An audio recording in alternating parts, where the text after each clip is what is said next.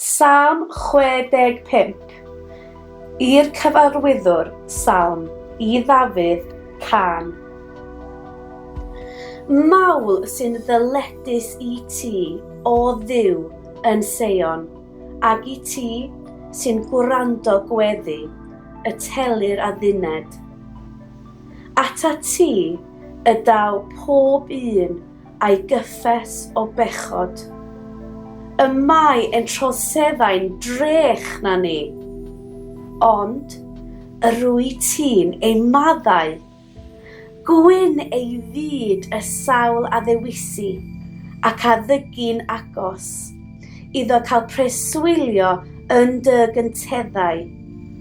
Digoner ninnau a ddaioni dy dŷ, dy deml sanctaidd.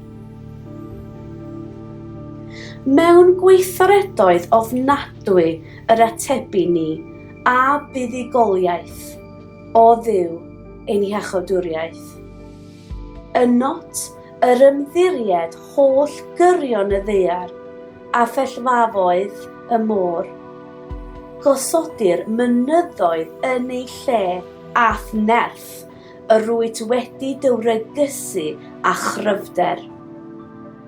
Y rwyt yn tawelu rhy'r moroedd, rhy ei tonau a thyrfysg pobloedd.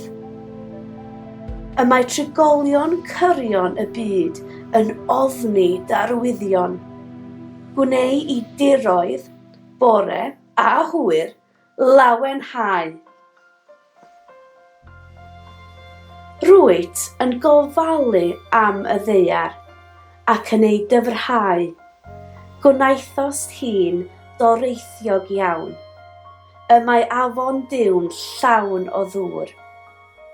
Darperais iddynt yd.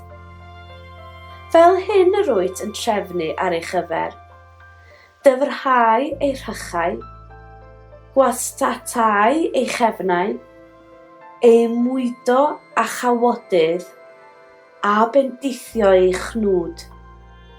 Y rwyt yn coroni'r flwyddyn ath ddaioni, ac y mae dy lwybrau'n diferu gan fraster.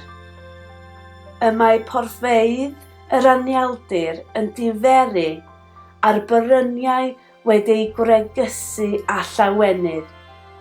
Y mae'r dolydd wedi'i gwisgo a defaid, a'r dyffrynnoedd wedi'i gorchuddio a gyd. Y maent yn bloeddio ac yn gorfoleddu.